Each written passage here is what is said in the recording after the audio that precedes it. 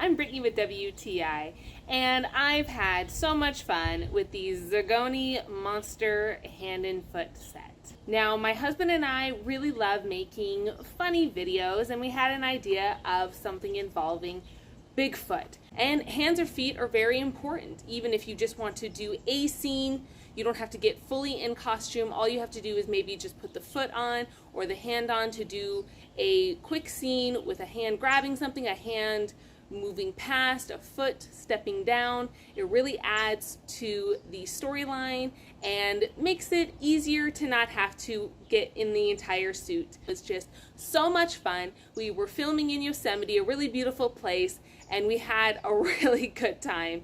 They were so easy to put on. I like how the gloves are full-on gloves, but it doesn't have the full padding on the bottom, so it makes it easier to move around, and you just make sure you just take shots that are going to show the top part or the side part of it.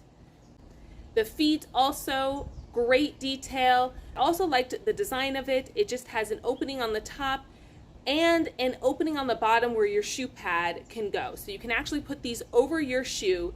And that's really nice because if you are doing a scene, we were doing a scene actually in the woods where there's a lot of places you can slip and trip on.